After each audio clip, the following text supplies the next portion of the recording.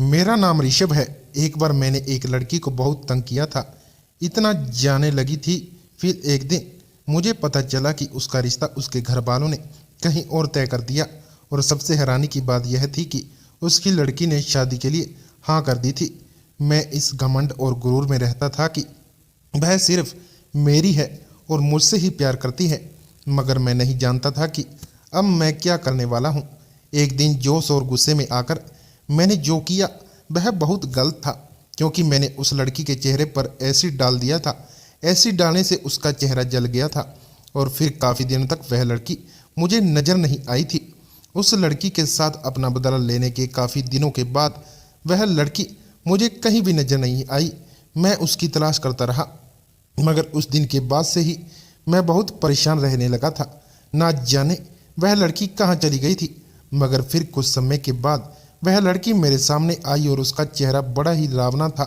वह अब सिर्फ मेरे सपनों में ही आने लगी थी, बल्कि हकीकत में भी मुझे दिखाई देने लगी थी, क्योंकि उस लड़की की आत्मा में मिडिल क्लास फैमिली से बिलोंग करता था। बिल्कुल आज़ाद ख्याल का और अपनी मर्जी का मुताबिक ज़िंदगी गुजारने वाला इंसान था। मुझ पर मेरे फ्रेंड्स भी किसी तरह की रोक टोक नहीं करते थे। आखिरकार मैं उनका लाडला बेटा था। 5 बहनों का इकलौता भाई होते हुए भी मैं इस बात की जिम्मेदारी नहीं समझता था कि अपनी जवान बहनों की जिम्मेदारी मुझे उठानी चाहिए, अपने बूढ़े पेरेंट्स की मदद करनी चाहिए। मगर नहीं, मैं तो अपनी दुनिया में ही मगन रहता था। मेरे दोस्तों ने काफ़ी हद तक बिगाड़ दिया था। मेरे दोस्त मुझसे जैसा कहते मैं वैसा ही किया करता था। ज़्यादातर उनके साथ मूवीज देखना, घूमने जाना और जितना हो सकता उनके साथ समय बिताना करता था। वह भी कुछ ऐसे ही थे। उनमें से कोई भी जॉब नहीं करता था। मेरी तरह वह सब अपने घर की जिम्मेदारियों से बचे हुए थे। पापा ने मेरी सबसे बड़ी बहन का रिश्ता लगा दिया था।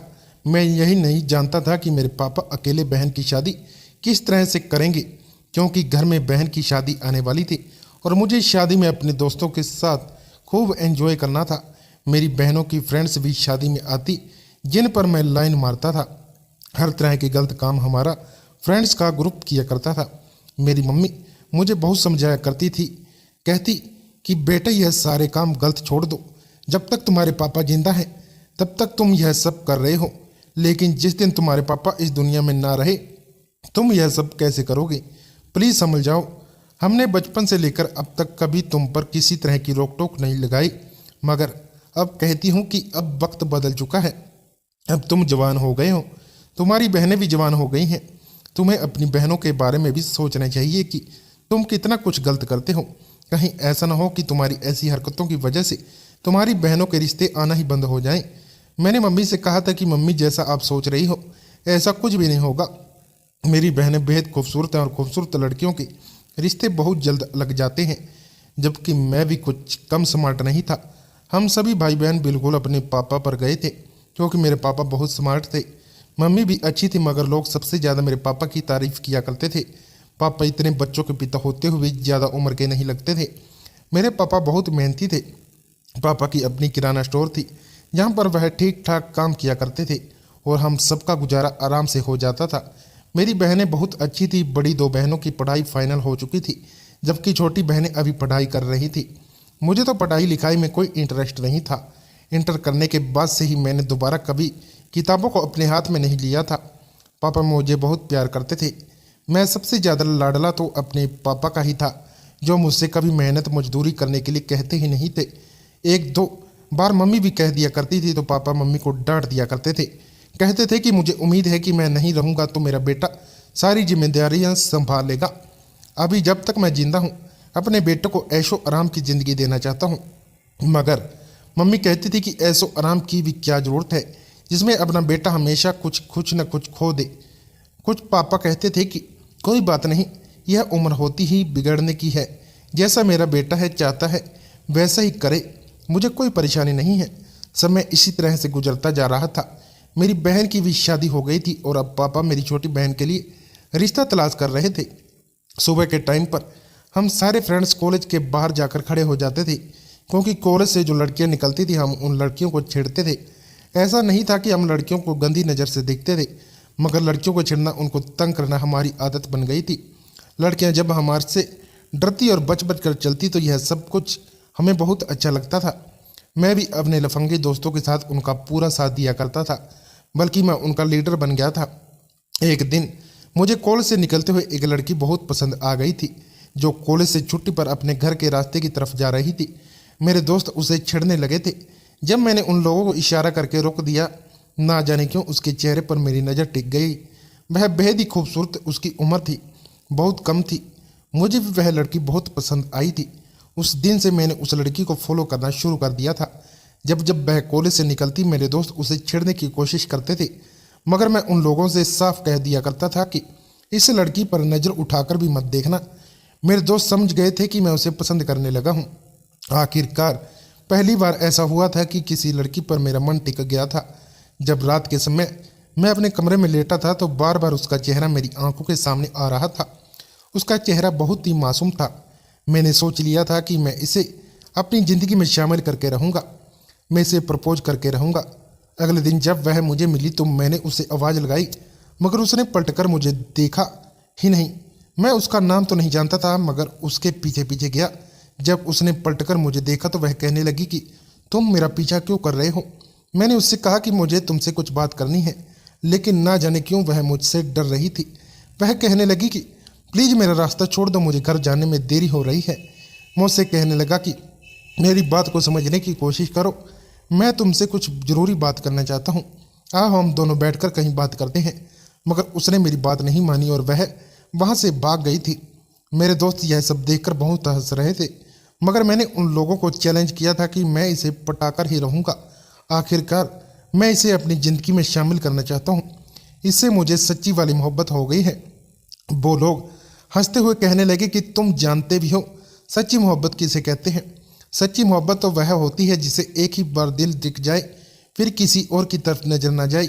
मैंने उसको यकीन दिलाने की कोशिश की। इस लड़की के अलावा मुझे किसी भी लड़की का चेहरा देखना अच्छा नहीं लगता। इस लड़की से मुझे इस तरह की मोहब्बत हो गई है, मगर वह लोग मेरे खूब मजाक बनाते थे। मैं अपनी उनसे मजाक नहीं बनवाना चाहता था, इसलिए मैं चाहता था कि जल्द से जल्द इस लड़की को प्रपोज कर दूं। मगर मर रहे लड़की की मेरी बात मानने को तैयार ही नहीं थी। मैंने इसे हर जगह फॉलो करना शुरू कर दिया था। जितना हो सकता मैं इससे बात करने की कोशिश करता था। मैंने इसका मोबाइल नंबर भी निकलवा लिया था और उसके घर का पता भी लगवा लिया था। मैं इसे कॉल करके खूब तंग किया करता था। मैं नहीं चाहता था कि यह मेरी वजह से किसी परेशानी का शिकार हो। मैं तो इससे सुकून से बात करना चाहता था, मगर वह मेरी बात का गलत मतलब लेकर जा रही थी और वह समझ रही थी कि मैं उसे तंग कर रहा हूँ, उसे परेशान कर रहा हूँ, उसे ब्लैकमेल करना चाहता हूँ, उसके साथ कुछ गलत करना चाहता हूँ। लेकिन ऐसा कुछ भी नहीं था। लाख कोशिशों के बावजूद भी उसने मेरी एक ना सुनी और वह मुझे बार बार इग्नोर करती रही। ना जाने क्यों वह मुझसे डरती थी। मैं जब भी उसके सामने आता वह बहुत घबरा जाती थी। इतने दिनों से मैं कोशिश कर रहा था कि एक बार वह मेरी बात सुन ले, मगर उसने मेरी बात नहीं सुनी। अपना नंबर भी उसने स्विच ऑफ कर दिया था। एक दिन मैंने उस बीच सड़क पर पकड़ लिया और उसका हाथ पकड़कर कहने लगा कि काफ़ी दिनों से मैं तुम्हारे पीछे घूम रहा हूँ, तुम मुझे पागल समझती हो। आखिर मैं तुमसे प्यार करता हूँ और तुम समझ रही हो कि मैं ऐसे ही तुम्हारे पीछे पड़ा हुआ हूँ। वह कहने लगी कि देखो मेरा हाथ छोड़ दो वरना मैं शोर मचा दूंगी। मैंने कहा अच्छा शोर मचाना चाहती हो तो मचाओ, लेकिन मेरी बात कान खोलकर सुन लो। मैं तुम्हें पसंद करता हूँ और तुमसे शादी करना चाहता हूँ। मेरी बात सुनकर वह घबरा गई और कहने लगी कि नहीं ऐसा नहीं हो सकता, तुम एक गुंडे मवाली और भला मैं तुमसे शादी कैसे कर सकती हूँ। वह बहुत डर गई थी। उसने रोना शुरू कर दिया था और उसका रोता हुआ चेहरा देखकर मेरा मन पिघल गया। मैंने उसका हाथ छोड़ दिया था। अपना हाथ छूटता हुआ देखकर वह फौरन ही रोते हुए वहाँ से भाग गई थी। मैंने सोच लिया था कि मैं अब इससे कोई बात नहीं करूँगा, बल्कि इसके पेरेंट्स से ही बात करूँगा। मैंने अपने दोस्त से कहकर इसके घर वालों का पता लगवाया। फिर मुझे इन्फॉर्मेशन मिली, मुझे पता चला कि इस लड़की का रिश्ता कहीं लग चुका है और इसके घर वाले इस साल इसकी शादी कर देंगे। यह बात मुझसे बर्दाश्त न हो सकी। अगले दिन फिर मैंने रास्ते में उस लड़की को पकड़ लिया। उस लड़की का नाम मनीषा था। मैंने मनीषा से कहा कि तुम मुझसे प्यार करती हो ना, तुम्हारे घर वाले तुम्हारी कहीं और शादी कैसे करवा सकते हैं। देखो मुझसे तुम्हारे बारे में सब कुछ पता चल गया है, इस रिश्ते से इनकार कर दो। वह मेरी बात सुनकर कहने लगी कि मैं तुमसे प्यार नहीं करती। मैं तुम जैसे गुंडे मवाली से कैसे प्यार कर सकती हूँ, जिसके सीने में दिल नहीं बल्कि पत्थर है, जो राह चलती लड़कियों को छेड़ता है। तुमने मेरा पीछा लिया हुआ है। मैंने जल्दी से अपनी जेब से चाकू निकालकर उसे डराने की कोशिश की ताकि वह अपने माता पिता से रिश्ते के लिए इनकार कर दे। वह बहुत ही डर गई थी और मेरे आगे हाथ जोड़कर कहने लगी कि प्लीज़ मुझे छोड़ दो, भगवान के लिए मेरा पीछा करना बंद कर दो, मैं तुमसे तंग आ चुकी हूँ। मैंने उनसे कहा मुझे तुम पर बहुत गुस्सा आ रहा है, तुम अपने फ्रेंड से रिश्ते के लिए इनकार कर दो और कहो कि तुम मुझसे शादी करना चाहती हो। मैंने उसका हाथ पकड़ा और कहा कि अगर तुमने ऐसा नहीं किया तो अच्छा नहीं होगा। उसने मुझे झटका और अपने हाथ से एक जोरदार थप्पड़ मेरे गाल पर मार दिया और कहने लगी कि ऐसा कभी नहीं होगा, मैं एक इज्जतदार लड़की हूँ, तुम जैसे इंसान के साथ तो मैं बात करना भी पसंद नहीं करती। आज उस लड़की के अंदर इतनी हिम्मत आ जाने से पता नहीं कहाँ से आ गई थी। यह सब करके वह वहाँ से चली गई थी। मैं चाहता तो गुस्से में चाकू उस पर वार भी कर सकता था, मगर मेरा हाथ थम कर रह गया था। मेरे दोस्त भी मुझे देखकर जोर जोर से हंसने लगे थे। ऐसा पहली बार हुआ था कि किसी लड़के ने मुझ पर हाथ उठाया था और उसकी वजह से मुझे बेइज्जत सामना करना पड़ा था। मैंने सोच लिया था कि मैं अपने इस थप्पड़ का बदला इस लड़की से लेकर ही रहूँगा और इससे शादी भी करके रहूँगा, चाहे जो भी हो जाए। उसके शादी के लिए रजामंद करने के लिए और उसके डराने के लिए, ताकि वह डर जाए और मुझसे शादी कर ले। मैं एसिड लेकर चला गया था। जब वह अगले दिन कॉलेज के अंदर जाने वाली थी तो फिर से मैंने उसका हाथ पकड़ लिया। मैंने उससे कहा कि बताओ मुझसे शादी करोगी या नहीं। मैंने उससे एसिड से दिखाया और एसिड देखकर बहुत कांपने लगी थी और कहने लगी थी कि प्लीज़ मुझे छोड़ दो, प्लीज़ मुझे जाने दो, देखो यह एसिड को मुझसे दूर रखो, मुझे देर हो रही है, मेरी क्लासेस का टाइम हो रहा है। मैंने उससे कहा कि तुम मेरी बात का जवाब दे दो, मैं तुम्हें छोड़ दूंगा, बताओ मुझसे शादी करोगी या नहीं। वह रो रही थी और बार बार मुझसे कह रही थी कि प्लीज़ मुझे छोड़ दो, लेकिन मैंने उसकी एक ना सुनी। फिर जब वह मुझसे तंग आ गई तो उसने कहा कि तुम एक बहुत ही घटिया इंसान हो, भगवान तुम्हें कभी माफ़ नहीं करेगा। पता नहीं तुम्हारे माता पिता ने तुम्हें क्या सिखाया है, जरूर तुम्हारे माता पिता भी तुम्हारे जैसे ही बिगड़े हुए लोग होंगे, तभी तो उनकी औलाद ऐसी है। यह सुनकर मुझे बेहद ही गुस्सा आ गया था। मैं नहीं चाहता था कि मैं उस लड़की पर एसिड डालूं। मैं तो एसिड सिर्फ उसे डराने के लिए लेकर आया था, मगर मैं अपने गुस्से को कंट्रोल न कर सका और जो मेरे हाथ में एसिड की बोतल थी वह मैंने उसके चेहरे पर डाली तो झट से उसने अपना चेहरा फेर लिया और अपने हाथों से ढक लिया था, मगर उसके चेहरे पर एसिड काफ़ी हद तक आ गया था। सुबह सुबह का समय था। जब उसके चिल्लाने से आसपास के लोग मेरी तरफ मुझे पकड़ने के लिए भागे तो मैंने जल्दी से उसका हाथ छोड़ दिया और ब्रेसलेट की बोतल जमीन पर फेंककर मैं अपनी गाड़ी पर बैठकर अपने घर को वापस आ गया था। उसे मैं गंभीर हालत में ही छोड़ आया था। उसके बाद मैं नहीं जानता कि उसके साथ क्या हुआ, मगर ना जाने क्यों उसके साथ ही सब कुछ करके मैं बहुत उदास हो गया था। मेरे दिल को बिल्कुल भी सुकून नहीं मिल रहा था।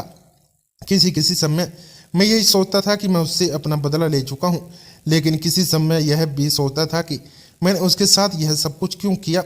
उस बेचारी का चेहरा मेरी वजह से जल गया। यह सब सोचते सोचते मेरा दिमाग खराब हो गया था। मैं भले ही काफ़ी सारी गलतियां करता था, मैंने अपने आप को गुंडा बना लिया था, मगर मैंने कभी किसी पर जानलेवा हमला नहीं किया था। कई दिन इसी तरह से गुजर गए थे। मैं उसके कॉलेज की तरफ भटका भी नहीं था कि कहीं कोई मुझे पकड़ ना ले। कुछ दिन गुजरे थे कि मैं अपने दोस्त के साथ बातें कर रहा था, जब अचानक से मेरी बहन की कॉल आई और वह कहने लगी कि भैया जल्दी से मेरे कॉलेज आ जाओ, कुछ लड़के मुझे बहुत तंग कर रहे हैं। मैं अपने दोस्तों के साथ भागता हुआ अपनी बहन के कॉलेज गया था। मैंने देखा कि मेरी बहन फूट फूट कर रो रही थी। वह मेरे गले से लग गई और कहने लगी कि भैया कुछ लड़कों ने मेरी इज्जत खराब करने की कोशिश की। मैं क्लासरूम में थी जब उन्होंने मुझे क्लासरूम के अंदर ही बंद कर लिया था। मैं बड़ी मुश्किल से अपनी इज्जत बचाकर वहाँ से भाग आई हूँ। अपनी बहन की बात सुनकर मुझे गुस्सा तो बहुत आया था। मैंने उससे पूछा था कि मुझे बताओ वह लड़के कौन है, मगर वह लड़के उस समय कॉलेज से भाग चुके थे और कॉलेज की छुट्टी भी हो गई थी। मेरी बहन का रोना मुझसे देखा नहीं जा रहा था। वह यह सब होने की वजह से वह डर गई थी। उसे मैं घर लेकर आया तो घर के सब लोग भी बहुत परेशान हो गए थे। मम्मी पापा तो उन लड़कों को बहुत बुरा बोल रहे थे जिन्होंने मेरी बहन के साथ यह सब कुछ गलत किया, मगर ना जाने क्यों मम्मी पापा की बातों से मुझे ऐसा लग रहा था जैसे वह मुझे भी बुरा भला कह रहे हैं। अब मुझे रियलाइज हुआ कि मैंने भी तो एक दिन लड़की को इसी तरह से तंग किया था, यहाँ तक कि मैंने तो उसका चेहरा भी जला दिया था। मैं बहुत परेशान रहने लगा था। मुझे मेरी गलती का धीरे धीरे एहसास होने लगा था। मैंने उस लड़की को तलाश करना शुरू कर दिया, मगर वह मुझे कहीं नहीं मिली। काफ़ी दिन इसी तरह से गुजर गए थे। मेरे दोस्त मुझे बुलाने के लिए आते थे। मगर मैं अब अपने दोस्तों के साथ कहीं भी नहीं जाता था, क्योंकि जब रात होती मैं सोता था तो वह लड़की मेरे सपनों में आती रहती और मुझसे कहती कि मैं तुमसे बदला जरूर लूँगी, तुमने मेरे साथ बहुत गलत किया है। मनीषा के साथ गलत तो मैंने सच में बहुत किया था। मैं चाहता तो उसे तसल्ली से भी बात कर सकता था, मगर मेरे हर बार उससे अपनी मोहब्बत का इजहार गुस्से से आकर किया, जिसकी वजह से वह बहुत डर गई थी। मैं हर जगह मनीषा को तलाश कर रहा था। उसके घर भी गया था, मगर उसके घर पर ताला लगा हुआ था। उसके नंबर को बार बार ट्राई कर रहा था, लेकिन उसका नंबर स्विच ऑफ आ रहा था। ना जाने उसकी फैमिली कहाँ चली गई थी। इस बारे में कुछ भी पता नहीं चल सका। मैं मनीषा के हालचाल जानना चाहता था। मैं उसके बारे में जानने के लिए बेहद बेचैन हो रहा था। ना जाने क्यों मेरा दिल उसके लिए इतना बेचैन था। मैंने अपने दोस्तों के साथ उठना बैठना भी बंद कर दिया था, क्योंकि मुझे अब अपने दोस्तों के साथ रहना बिल्कुल भी पसंद नहीं आ रहा था। मेरे बिहेवियर में काफ़ी चैलेंज आ गए थे। मुझे कुछ अच्छा नहीं लगता था। मम्मी पापा पूछते थे कि तुम इतना खामोश क्यों रहने लगे हो, तो मैं उनसे कहता कि अब मेरा कुछ भी करने का मन नहीं करता कि मैं भी किसी से बात करूं। मम्मी पापा कहते कि तुम्हारी तबीयत ठीक नहीं है, तो मैं डॉक्टर के पास जाना चाहिए। मगर मैं उन्हें क्या बताता कि मेरे दिमाग पर और मेरे दिल पर एक अजीब सा बोझ था, जो सिर्फ मनीषा की वजह से था। ना जाने क्यों मनीषा मेरे सपने में आती थी। मुझे बहुत डरने लगने लगा था। मैं कुछ भी करके मनीषा से मिलना चाहता था, लेकिन वह मुझे नहीं मिल सकी। मैं काफ़ी हद तक बदला चुका था। मेरे दोस्त से मैंने दोस्ती ख़त्म कर दी थी। मम्मी मुझे बहुत ही समझाती थी, लेकिन मम्मी की हर समझाई हुई बात पर अब मैंने ध्यान देना शुरू कर दिया था। पापा के किराना स्टोर पर मैं पापा के साथ काम में हाथ बटा दिया करता था, और हाँ, आ जाने वाली लड़की पर नज़र रखता था कि कहीं वह मनीषा तो नहीं। मुझसे बड़ी मेरी सारी बहनों की शादी अब हो चुकी थी। अब सिर्फ मेरी एक ही छोटी बहन रह गई थी, जिसकी उम्र अभी शादी की नहीं थी। मम्मी पापा चाहते थे कि अब वह मेरी शादी कर दे, इसलिए वह मेरे लिए लड़की तलाश करने लगे थे। पूरे 5 साल गुजरे जाने के बाद मनीषा का ध्यान धीरे धीरे मेरे दिमाग से निकलने लगा था, लेकिन मैं पूरी तरह से बदल गया था। एक अच्छे और शरीफ इंसान की तरह मम्मी पापा मेरे लिए लड़की तलाश कर रहे थे, मगर मैं अभी शादी से इनकार कर रहा था। लेकिन उन लोगों ने मेरी एक न सुनी, और फिर फाइनली मम्मी को मेरे लिए एक ऐसी लड़की मिल गई जिसकी उनको तलाश थी। अब ना जाने क्यों मुझे लड़कियों में कोई इंटरेस्ट नहीं था। मैं लड़कियों के पीछे नहीं भागता था। अगर मेरी आंखों को किसी लड़की की तलाश थी तो वह सिर्फ मनीषा थी। इस बात को काफ़ी साल गुजर गए थे, मगर कभी कभी मेरा ध्यान मनीषा की तरफ चला ही जाता था। मम्मी को मेरे लिए जो लड़की पसंद आ गई थी, उस लड़की का फ़ोटो उन्होंने मुझे दिखाया था। मैं जानता था कि मेरे फ्रेंड्स ने जो लड़की मेरे लिए पसंद की होगी वह अच्छी ही होगी, और ऐसा ही हुआ था, क्योंकि जब मैंने फ़ोटो देखा तो लड़की बेहद खूबसूरत थी। मम्मी पापा ने मुझसे मेरी मर्जी पूछी थी, लेकिन मैंने उनसे कह दिया था कि मेरी मर्जी वही है जो आपकी मर्जी है। अपने बेटे को पूरी तरह से बदलता हुआ देखकर सबसे ज़्यादा खुशी मेरी मम्मी को हुई थी। अब तो मैं अपनी बहनों को भी रखवाला बन गया था। मेरी बहनें कहीं घर से बाहर जाती तो मैं उनके साथ साथ जाता था। मुझे इस बात का एहसास होने लगा था कि अपने पास्ट में जो मैंने किया है वो बिल्कुल गलत था। अपनी ज़िंदगी का एक लंबा हिस्सा मैंने अयाशियों में गुजार दिया था। अगर मैं पढ़ लिख कर कुछ बन जाता तो शायद आज वह मेरे बहुत काम आता। मैं अपने पापा की किराने की दुकान पर बैठकर मामूली से पैसे ना कमा रहा होता, बल्कि बड़े ऑफिस में जॉब करके अच्छी खासी सैलरी कमा रहा होता। लेकिन जैसा भाग्य में लिखा हुआ होता है वही होता है। लड़की वाले ने मुझे पसंद कर लिया था। मेरे घर वालों को भी लड़की पसंद आ गई थी। मेरा रिश्ता स्वाम्या नाम की लड़की के साथ तय हो गया था। सुना था कि यह लड़की BA फाइनल है, भोली भाली मासूम और संस्कारी लड़की है। मेरी बहनों को भी स्वामिया बहुत पसंद आ गई थी। मेरे फ्रेंड्स चाहते थे कि वह जल्द ही जल्द मेरी शादी कर दे, इसलिए उन्होंने लड़की वालों से शादी की डेट मांगी थी। लड़की वालों को भी कोई ऐतराज़ नहीं था, इसलिए मेरी शादी 6 महीने के अंदर अंदर सोमे के साथ हो गई। मुझे अपनी शादी की कोई खुशी नहीं थी। ना जाने क्यों अंदर से मेरा दिल बहुत बुझा बुझा सा हो रहा था। मैं जब कमरे में गया और मैंने देखा कि बिस्तर पर सोमिया दुल्हन बनी हुई है, उसने अपने चेहरे पर घूंघट किया हुआ था। मैंने जैसे ही उसका घूंघट उठाकर उसका चेहरा देखना चाहा तो ना जाने क्यों मुझे एक अजीब सा झटका लगा था। ऐसा लगा कि इस लड़की को मैंने पहले भी कहीं देखा है। मैं इसे जानता हूँ, मगर कहाँ और ऐसा मुझे क्यों लग रहा था, जबकि मैंने इससे पहले स्वामिया को सिर्फ फोटो में ही देखा था। वह मेरे लिए एक तरफ से अनजान थी। फिलहाल मैंने सोमे से थोड़ी बहुत बातचीत की थी, और फिर उसके बाद हम दोनों ने अपनी ज़िंदगी की नई शुरुआत कर दी। सोमे सच में बहुत भोली भाली और मासूम थी। उसकी आवाज़ ना जाने क्यों मुझे जानी पहचानी लगती थी। ऐसा लगता था जैसे उसकी मीठी सी आवाज़ पहले भी मैं कहीं सुन चुका हूँ। शादी के अगले दिन जब मैं बाथरूम में नहाकर बाहर निकला तो अपने कमरे की तरफ आया तो सामने शीशे पर मेरी नज़र पड़ते ही मेरे पैरों तले से जमीन निकल गई, क्योंकि शीशे पर वो एक तस्वीर लगी हुई थी जिसको देखकर मैं बुरी तरह से डर गया था। एक जोरदार झटके से मैं जमीन पर गिर गया और जोर से चढ़ने लगा। यह तस्वीर मनीषा की थी। जब मैंने उस पर एसिड डाला था तो उसका चेहरा जल गया था। वह जोर जोर से चिल्ला रही थी और उसके जले हुए चेहरे की तस्वीर आज मेरे कमरे के शीशे पर लगी हुई थी। मैं उसे देखकर जोर जोर से चिल्लाने लगा। उसका चेहरा बेहद ही खतरनाक लग रहा था। तभी सौम्या भागती हुई आई और कहने लगी, आपको क्या हो गया? मैंने कहा कि यह देखो कि शीशे पर किसकी तस्वीर लगी हुई है। सौम्या ने शीशे की तरफ देखा तो कहने लगी, शीशे पर तो किसी की तस्वीर नहीं है। मेरे शोर की आवाज़ सुनकर मेरे मम्मी पापा भी कमरे में आ गए थे और मेरी बहन भी। मैंने स्वामिया से कहा कि नहीं स्वामिया, ध्यान से देखो, शीशे पर एक तस्वीर लगी हुई है। मगर स्वामिया साफ इनकार कर रही थी। कि कहने लगी, आपको कोई गलतफहमी हुई है, शीशे पर कोई भी तस्वीर नहीं है, वहाँ सिर्फ शीशा है।